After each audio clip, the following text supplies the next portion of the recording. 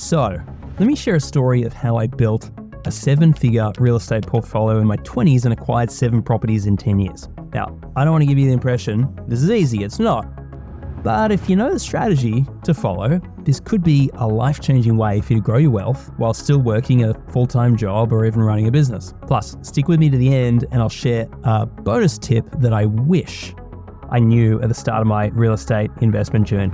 Firstly, the reality is it's impossible to build wealth without leverage. What is leverage? Well, it can come in many different forms. Maybe it's debt, maybe it's a network, maybe it's people, brands, associations. It essentially means your ability to access capital and resources that you didn't create yourself in exchange for a promise of something in return. So when you borrow money from a bank, you're leveraging debt in exchange for an interest payment and returning that money at the end of the agreed term. A mortgage just secures that capital over property that you're borrowing against. Now, this kind of transaction, it's what makes the whole world go around. If we were living 1,000 years ago and I wanted to eat, I might borrow some of your grain with the agreement that I'd pay you back a goat in 12 months. Now, we might also agree that my daughter needs to work in your field as collateral to guarantee my repayment of that goat in 12 months. Trust me, things are way less complicated today than back then. So here's exactly how I started my property portfolio in 2007. Step 1, with about $50,000 I'd saved up, I bought an apartment building unit in Melbourne in Australia for $484,000.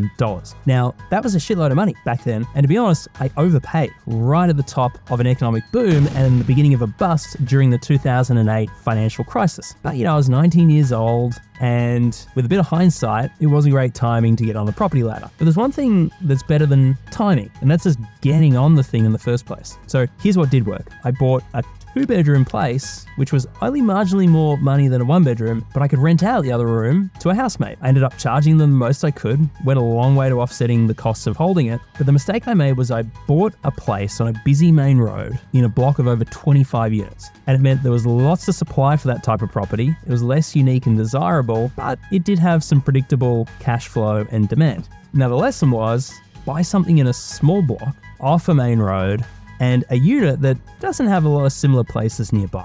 Then step 2 was I held that property for 7 years before doing anything next. Now that might seem like a long time, and it was.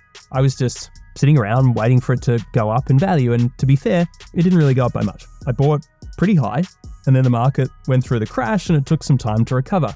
But by the time I sold it 7 years later, it was now worth $625,000. So in that time, I'd paid down a little bit of principal, and it meant I had a little under $200,000 of equity after all costs. Now, not amazing after 7 years growth, but it was a start. Which brings me to step 3, was in the meantime, I got a real job and increased my income. Now, if you want to keep scaling yourself on the property ladder, you've got to find a way to make more money, right? That's really what it comes down to. Without income, you just can't get more leverage. And the cool thing about real estate is once the value of your first property goes up, you can often use the equity in that home to draw down cash and use it as a deposit in your next place. But the banks won't lend you if you don't have the income to support the additional debt. So the first goal is always save a little cash, get on the ladder first, and then hopefully you can choose well and your first place goes up in value over the next few years, and it goes up enough for you to pull out a deposit for the next one. In the meantime, your single focus is less concerned about saving money and more concerned about how do you increase your income that's going to allow you to buy more debt.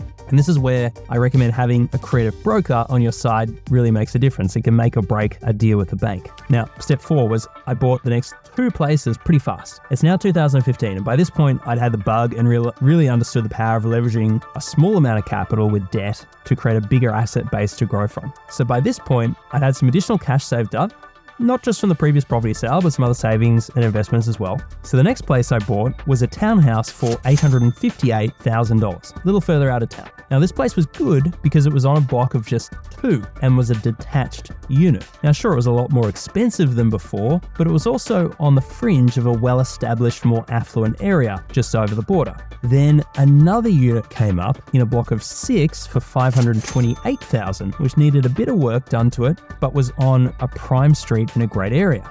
So by this point, I was feeling pretty tapped out in terms of capital and leverage. But then step 5, fast forward another year, and it's 2016, right? I bought 3 more units in another part of the country. Now this might sound impressive, but actually it was my worst deal yet. I was approached by a client in the real estate game at the time who pitched me on some properties he had access to. Now, these were in another part of the country, and it was an up-and-coming area, and it was still way behind previous locations I'd bought in terms of population and density. They were vanilla, fairly cookie-cutter developments in a newly zoned residential area that at the time I thought would create this natural uplift in the value of the land. There were some major shopping centres being built, there were railways being built in the area, there was an IKEA going up. All of these seemed like good signs at the time. Plus, the developer was offering a cash incentive to this agent to help sell the property, and he said he'd pass that on to me. So my cost of acquisition was not only going to be nil, but I was actually going to get back some money after the cashback offer on all purchase costs.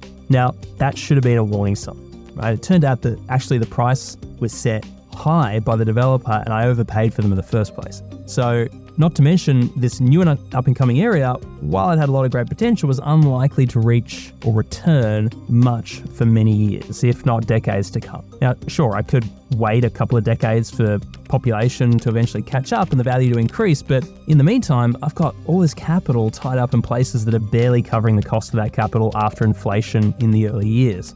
Now, if my circumstances change, and I'm stuck selling the places at a minimal profit or even a loss after all costs. Which brings me to step 6. I then sell 2 places and acquire the 7th. So by this point, I'd moved across the world to North America, and I decided to buy the 7th property, which is where I live now. Now, I bought this place with my wife for $1.69 million, and today it's worth about $2. By this time, I'd not only accumulated some more capital from my business and other assets, my wife's portfolio, which had performed well, but you might remember that 2nd and 3rd place that I bought in Australia in 2016. Well, during COVID and the pandemic, real estate prices in Australia, like everywhere in the world, just went bananas. After the initial fear and the panic had subsided in late 2020, people started to hunker down, and in like many parts of the world, the family home became this refuge from this scary and dangerous outside world. Simultaneously, no one was spending any of their disposable income. Things people usually spend tons of money on, like travel, going out, dinners, leisure activities, pretty much came to a grinding halt. So they started spending it on their homes instead. This was a golden opportunity. So in 2020, during the pandemic, when fear had hit its peak, I bought our home in Toronto with my wife. And then in 2021, when people were going batshit crazy buying and improving real estate, I sold those 2 places in Australia for a combined $2.15 million. Now, of course, not all of that was profit, but it was lucky timing. It was a nice little windfall. Now, I still own those 3 vanilla cookie cutter properties in Australia, planning to hold on to them through the next upcycle, whenever that comes around. But overall, I'm definitely not a guru when it comes to property. I just got in and kind of got my feet wet and my hands dirty. But hands down, it has been the most rewarding part of my investment portfolio with the least amount of effort. Unlike my business Dent, which has taken a lot of effort to build, real estate has easily been the most profitable investment I've made for the least amount of risk and effort to maintain. So there you have it. The steps I went through to build a 7-figure real estate portfolio of 7 properties over 10 years. Here's that bonus tip. You don't need to be a real estate investor to invest in real estate. It's scary. It feels like a big decision. I get it. But in hindsight, it was actually the least risky thing I've ever invested in. But you do need a good team around you. I highly recommend you find a buyer's agent to work with to help you buy your first property or 2. You'll learn so much more with them than if you take a course or if you just try and learn the theory. So hey, if you like this video and you want more like this, then hit the like button, subscribe to the channel so you can get more videos. And in the meantime, tap the thumbnail here, watch the next one, and I'll see you there. Peace.